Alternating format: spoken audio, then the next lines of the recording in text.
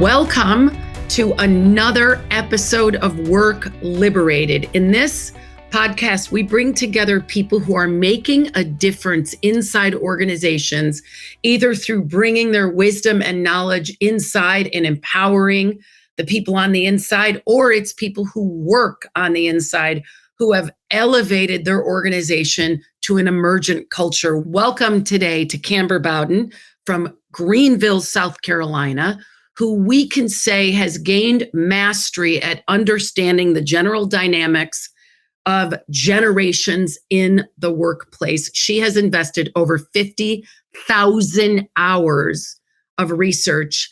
And as we know from the Outliers guy, Malcolm Gladwell, if you do 10,000 hours, you're considered mastery. So tell us what motivated you, Kamber, to spend 50,000 hours of your time on Earth studying this subject.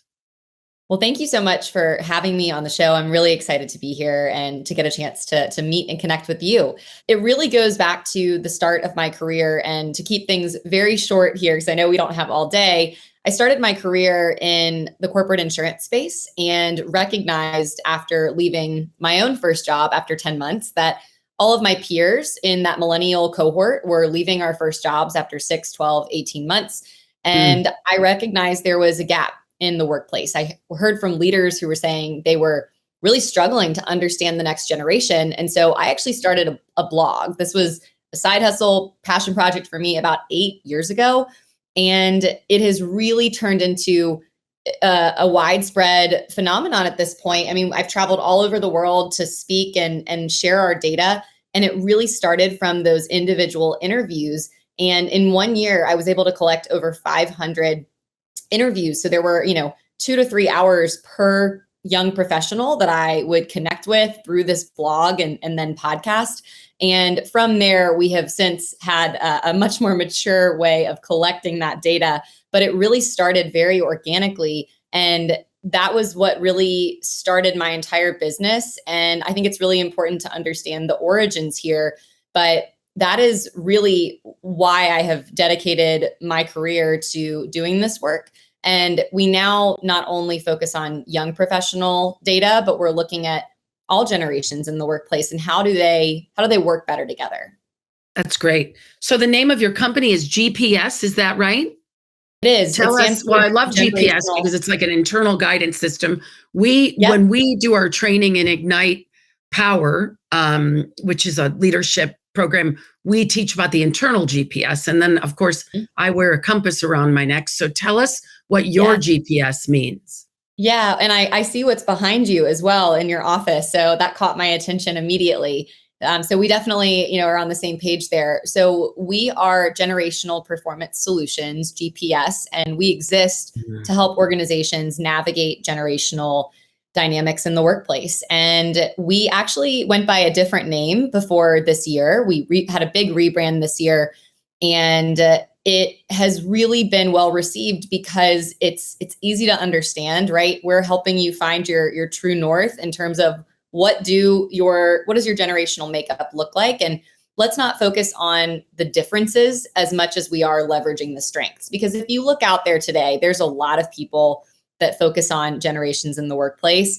However, there's a lot of people that I think are not finding that data in the most appropriate way. And so that's why I'm really proud that we're able to come at this from our own in-house research and data and use that to funnel our keynotes, our workshops, our facilitator training, and all of our programs. And so it is very much intentional. And we use on our marketing side of the house, we use GPS and navigation puns like you've never seen, as I'm sure you can imagine. Let's just give me a snapshot, and not just me, all of the people watching this, a snapshot of what do you know about Gen Z?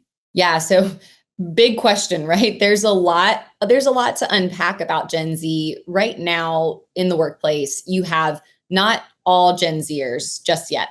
Gen Z spans about 13 to 28 right now, years old. And what's really interesting about Gen Z is like any new generation on the scene, they are getting, picked apart. Anytime you go online, you might see something about the Gen Z stare or quiet quitting, which was a big trend a couple of years ago that was coined by TikTok. And the most common things I hear about Gen Z from leaders across organizations all over the country is they don't want to work hard and they can't think critically. They also don't know how to dress for the job. The list goes on. And it's really important for us to understand what happened as Gen Z was entering into the workforce, right? The most notable one is only about 1 or 2 years of Gen Z were actually in the workplace before the pandemic. And so they entered the workforce on screens. And for most jobs, they didn't know when they finally were returning to the office, they didn't know what the appropriate dress was. They didn't know, oh, you come in at 8, you leave at 5. It sounds really silly, but there's a lot of noise in the world today. And to digital natives like Gen Z, a lot of what you're saying is going in one ear and out the other. And I'm not saying that is the case not for all generations as well, but Gen Z is they're a digital native generation. And so that just means that you have to consider that when you're communicating with them, when you're motivating them in the workplace, and all of those areas matter. So we try to collect data through focus groups, surveys, and the work we do with clients. We pinpoint certain traits and we're able to share that with leaders so that they can adapt to all the generations in their workplace to help drive performance. But specifically Gen Z, how does your data help leaders get results from Gen Z? Because that's your promise, like GPS performance. So I want to know how you get performance from a digital native who has been raised with ping, ping, ping, ping, ping, the tic-tac generation. Yeah. So thanks for clarifying that question. And I'll give you a couple of examples. The first is we know that Gen Z, when they are looking for a job, right? So performance starts with the recruiting. It does not actually start in the onboarding phase, as I'm sure you're well aware and know. And so we actually know that about 70% of Gen Z will look at a company's social media channels before they ever actually apply. Now, some of them are not even going to the website, if we're being completely honest. If they find out about a job, they're going straight to your social media channels. And so what we do is we go to a company's page if they come to us and say, we're really struggling to attract Gen Z. Well, we go to their website and they have a Facebook page. And we know based on the data that we've collected, but also data that many other reputable sources have shared, Gen Z is not spending time on Facebook. Where are they? They're on TikTok. They're on Instagram. If your business's social media strategy does not have any of those channels and it's not using those tools as a way to attract and retain talent, you are not driving performance with that generation. That's one example. Great. That's great. Once they get in the door, how does that change once they get in the door? Yeah. So once they get in the door, there's a lot of examples I could share with you. I think one of the most relevant, though, is all of our data points to email as one of the least appropriate channels of communication, or least preferred, I should say, for Gen Z. Agreed. And so, for anybody. Well, so it's actually ranked very low for Gen Z compared, like Millennials, email is actually their number one preferred communication trait as of 2025. But Gen Z, their form of communication is not email. And so again, if you come to me as a leader and you're saying, we're just really struggling to motivate our talent, our young talent, do you know how they communicate? Do you know how they receive communication? And do you know how they're motivated? So we will actually go in and we will find that out and we will we'll say, here's our data. Here's what we think you should do. If you're only communicating to your people via email and your Gen Zers are not responding, they're not doing what you need them to do, then you need a reset on how you're communicating with them. And so we've done that with countless organizations. And there's also the caveat that I should share with you, Maji, which is generational data it helps us understand trends. It does not help us understand individuals. So you can make I was going to say people. So I do culture for a living and started my career in recruiting. I've placed I don't know, probably 12,000 people in full-time temporary jobs. I've taken just as many out of companies. Mhm. And it seems to me that no matter what generation you're in, you want to be individualized as a Correct. human who's contributing. Um, Correct. so I love that idea about, advertising your jobs on TikTok, or at least that it's a fun place to work and goofy things at work and all that stuff and the difference you're making. Are these young people expecting to get a text message with their chore list for the week? Or do they want a huddle?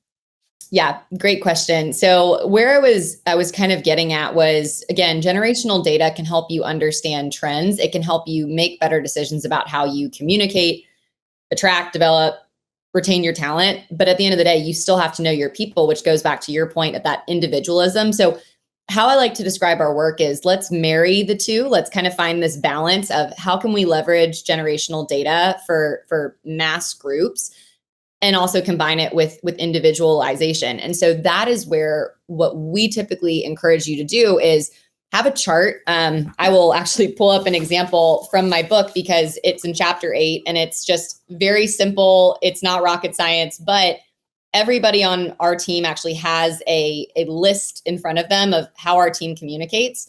Does that mean that we're emailing Jade, calling Barkley, texting Christine?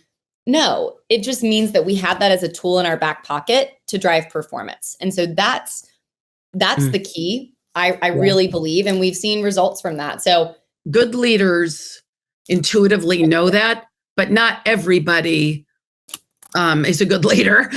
And not everybody, I've actually, or my early days, I would have clients say, I call them employers because back then it was employee employer. I was the middle gal. And they would say, what, do you think I should change my approach for every person? And I said, yes, you should. That's called situational leadership. Okay, so tell us a little bit more about, so you said that your specialty started as Gen Z, but you're a millennial, right? Correct. It actually started at Millennials, and then Gen Z entered the Talk workforce. to us about millennials. Talk to us about millennials. They were getting a really bad rap, and now, as you've, I'm sure, noticed, nobody's bad mouthing them anymore because there's more of them than there is of anybody else.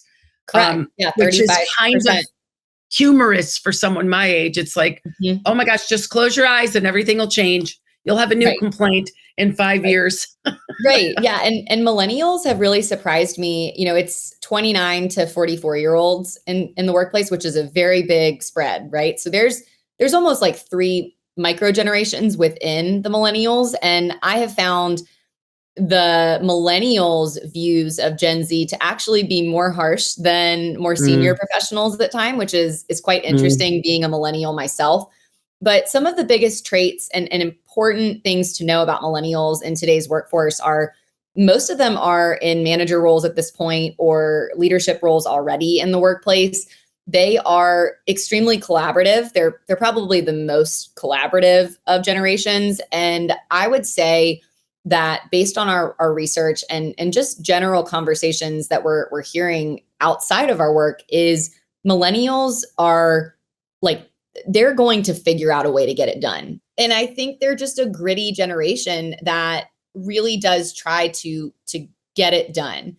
And the last thing I'll mention about millennials that always seems to get the crowd kind of fired up when I share this is, we were really the first participation trophy generation. And I often say that is like, who was giving us those trophies, right? It was our baby boomer parents. And I just we didn't think you were strong enough to lose.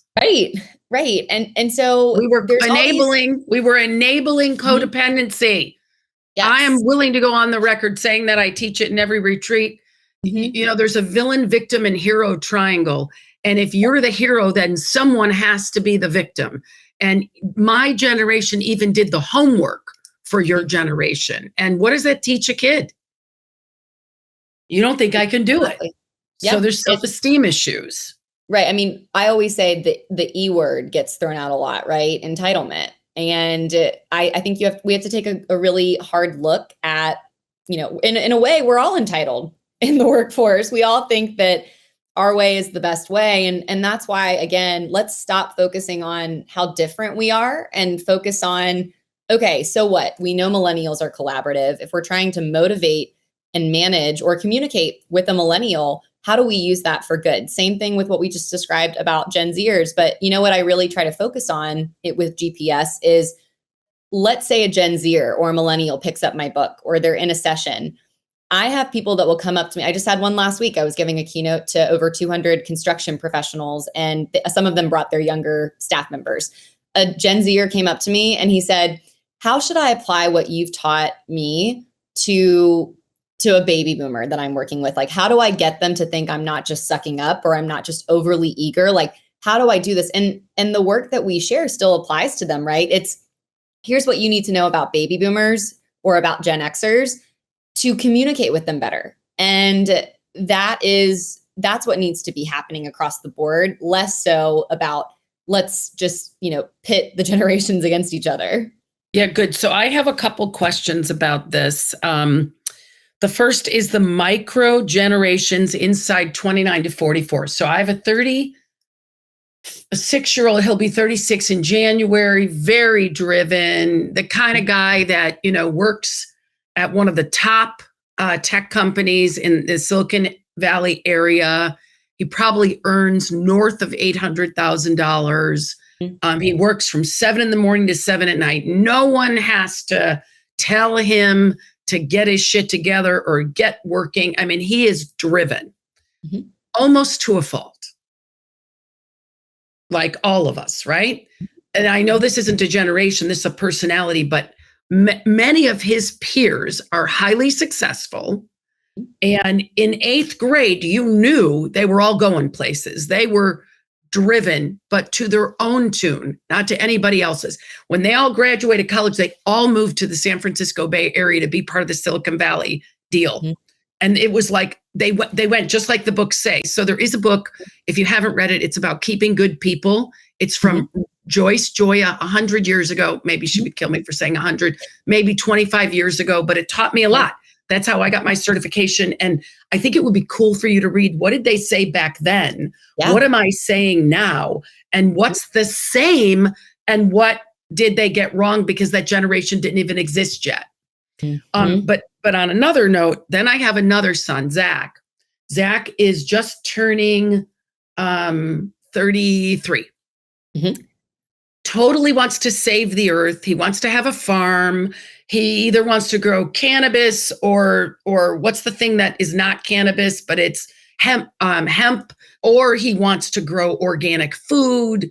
He, my millennial is all about, I'm voting a certain way. The Z is like, why should I even vote? And it's not just my kids. I see it in their peer groups, less directed for some of the Zs in this microcosm.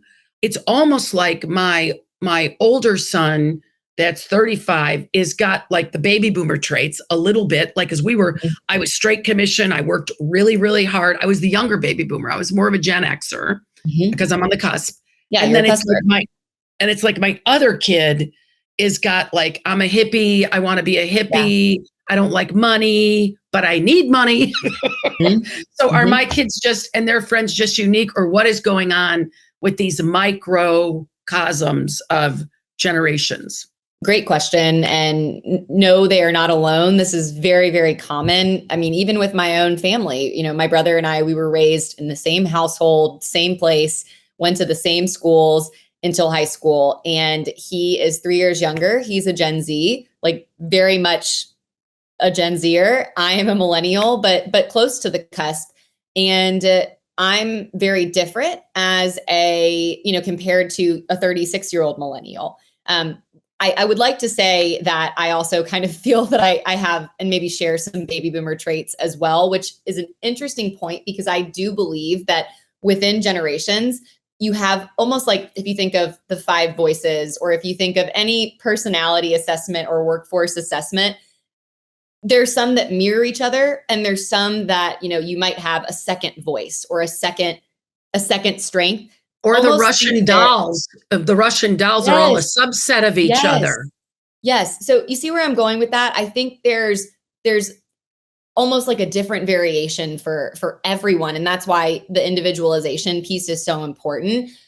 But I really think that understanding generations can help us move forward in the workforce. So that's my first point. The second point, just speaking to micro generation. So this is very much something that we're going to be spending a lot of time on in the next few years, because I do think that micro generations are going to become the new generations Mhm. because they're getting Mhm. so short. And that's Mhm. because generations are determined by what's happening in the world in your Yes. formative years, what's the technology, and also just your general environment, how you were raised. And so those three things, what is the one that is currently changing faster than, I mean, while we've been on this call, something has changed, right? And so technology is creating, I think, smaller and smaller generations, and we will find out very soon. Gen Beta is the next generation that is born this year.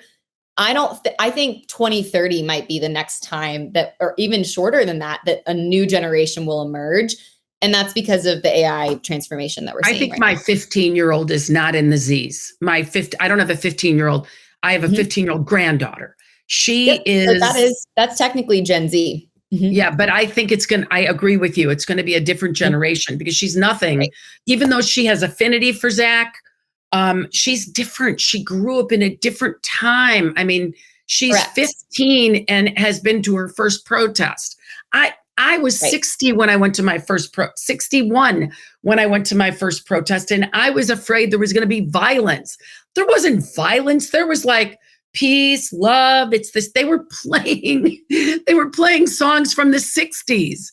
And there was a lot of young people there. It It was is. wild. It's It was wild it's to really see, like, fascinating. And I also think that, just to give you some tangible, terms, you probably have heard of Xennials, which is on mm, the cusp of Gen X and Millennials.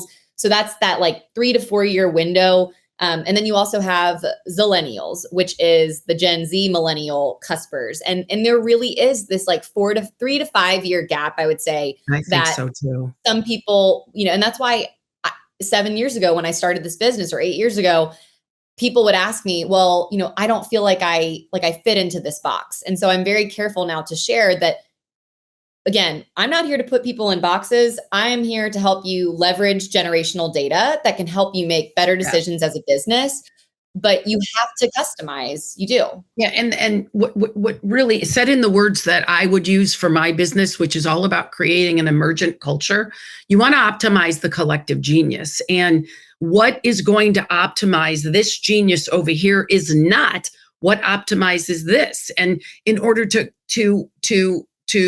optimize the collective genius, you have to tap into their intrinsic motivation. And what motivated my mother is completely different than what motivated my older sister, which is Exactly. completely different than what motivated my brother and I, which is totally different than motivates our kids and Yes. now those kids. And so it's really about tapping into the human spirit. Knock, knock, knock. Who's there? And how do we bring you fully into the game of life and the game of business? And so the three pieces that I have, like if you want an emergent culture, if you want an organization that knows how to adopt AI and use it for the betterment of optimizing your people spend and accomplishing goals and being innovators, then you need to know how to tap into people's motivation. You need to know how to tap into their intellect and their passion and their ideas. And you need to teach them to work better together. I have to say that again because I was going like. So when I look at the work you're doing on generations, the GPS, generational performance system, right? Solutions. Solution, general GPS. When I look at the work that you're doing at GPS, generational performance solution, and I look at the work I'm doing at Keen Alignment, which is about shaping emergent cultures. It's one coin, and that coin is how do we take our organization to the next level? And it's two sides of that coin. So for us, we really focus on, if you want to have an emergent culture, if you want an organization that is response agile, who can stand in the moment, anticipate the future moment, deal with whatever's happening now, and do it from their highest level of self, they all got to feel pretty good about themselves and where they're working. There can't be a lot of your problem, you're the problem, you guys aren't doing your job, your whole generation should be, I mean, how silly is that? Anyway, so we have to optimize the collective genius. And what I see in your work is that you're teaching organizations and those who lead and manage to optimize the collective genius of that population of talent.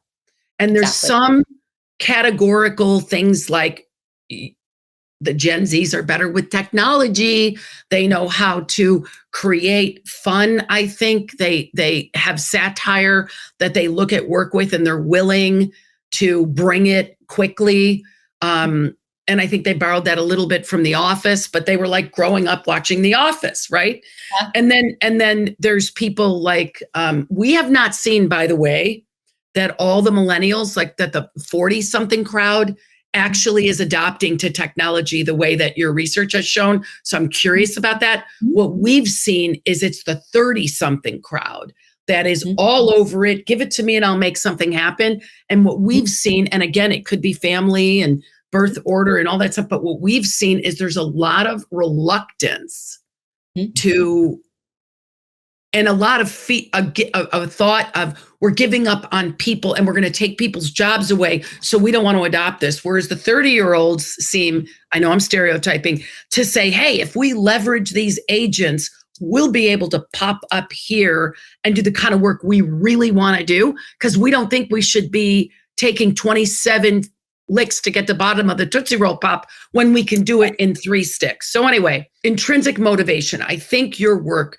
can help managers and leaders find out what is the intrinsic motivation for people and tap into that, and then unleash it in terms of collective intelligence. And then the other thing I think your work can really help in terms of building an emergent culture is giving people the formula, the understanding, the data. You can't make them have empathy, but you can open their eyes to reality that we need to work together and we need to be responsible for what we've created. And then we need to create something new. And that's how you create exceptional teamwork. So I really like your work. I would like to actually use some excerpts from this podcast in my book. I don't have a chapter on the generations. I have a chapter on, I think I call it optimizing the collective intelligence. It's more about like people and how do you tap into people, and then that generation stuff is a piece of it, because it's not my work. I learned through Joyce Joya, and now I'm learning through you. And I just see what I see when I see people. And I also know that many companies are offering master's students, MBA students, to come in and completely automate where their current staff is unwilling to do so. And they pay like a quarter of the price that they would pay McKinsey to do it. And so do you have anything to say about that and why that's happening and why that's so groovy and cool?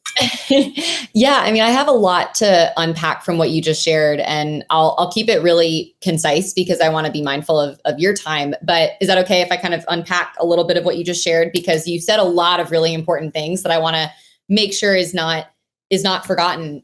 So you mentioned intrinsic motivations, and I mean, that is like that's the core of what we do. And something that I think is just interesting for your listeners is we have found that a lot of leaders, specifically Gen X and baby boomer leaders, have said, well, yeah, all of our people, what they're motivated by? Money. And our research shows that, I mean, this is across generations, is I think all generations at this point, their number one driver for choosing where to work is compensation, but it drops to like the 4th ring of motivators and drivers when they actually are in the companies, right? So it's the recruiting driver is very different from the retention driver. That's and so good. For some reason, a lot of leaders don't understand that. And so we come in. You also mentioned the intelligence piece, right? The optimization intelligence of your book. And one, I would be so honored if you included any of our stuff in your book. So yes, yes, yes. But really what you're saying is like, it's human intelligence. It's how do you optimize the human intelligence? And for us, we call the work that we do generational intelligence. And my book title is called The Generational Advantage. And you mentioned mindset. It's called that because I'm not here to change people's beliefs, but I am here to change the way that you think about generations. And every time I have a leader come up to me after they hear me speak or they work with us, and I get them to say, you really got me to think differently about this. That's moving the needle. And that's the vision. That's the goal. And I think you can appreciate that.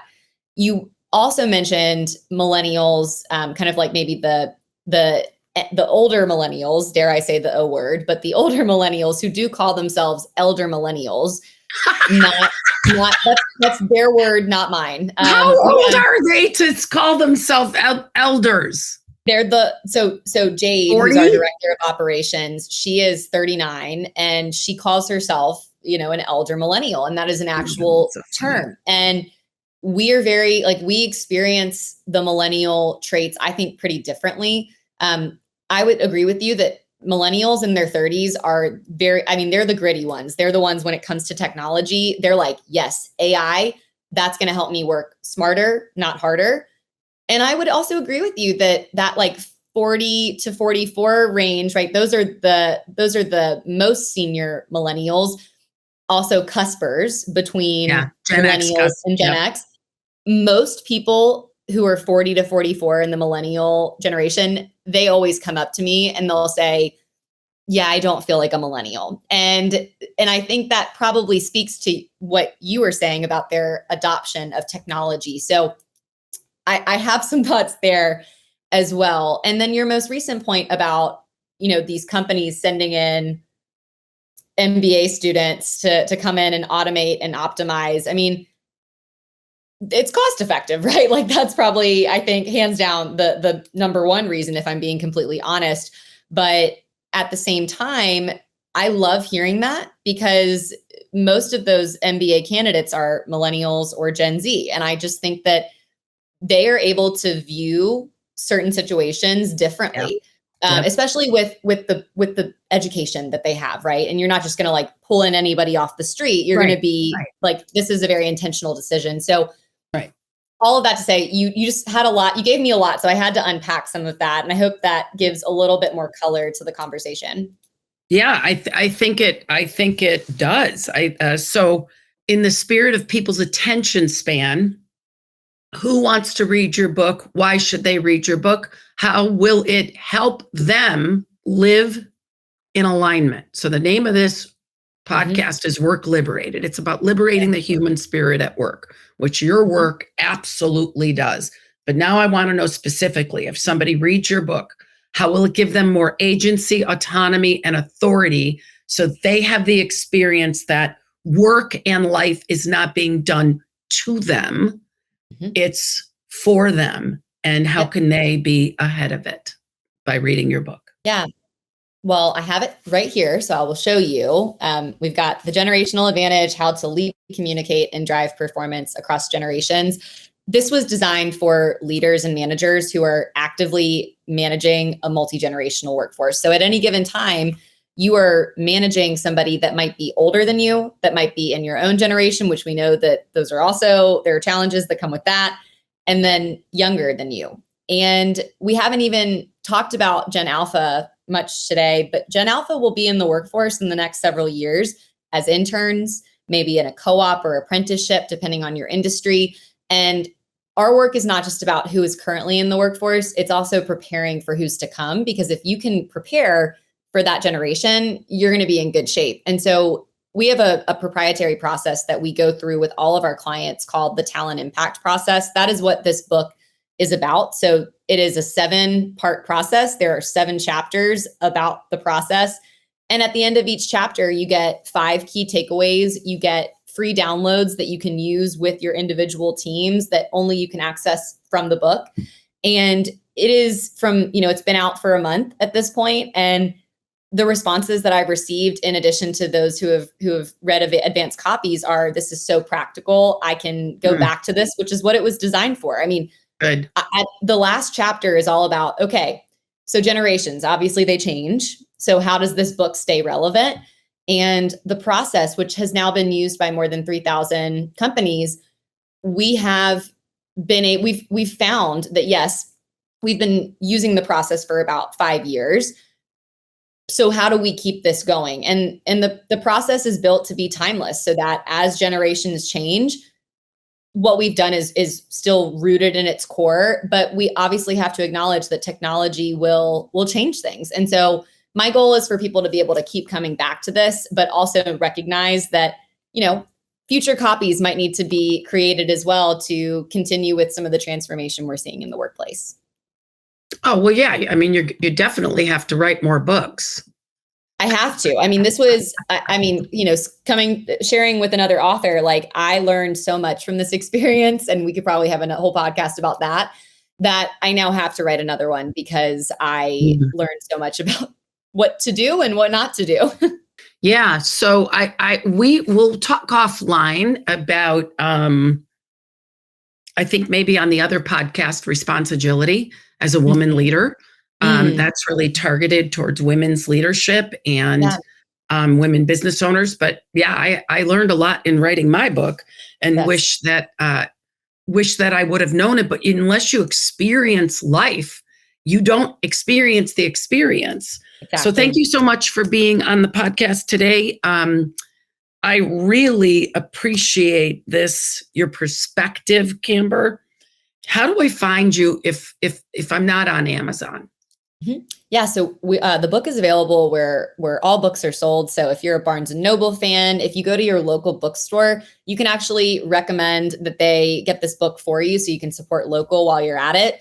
And that'll get sent from our publisher. So that would be a great way to purchase the book. And then offline, if you want to connect with me on LinkedIn, you can reach me at Kamber Parker Bowden. And I would encourage you to check out our website. We have a ton of free resources and reports, and you can find us at genperformance.com.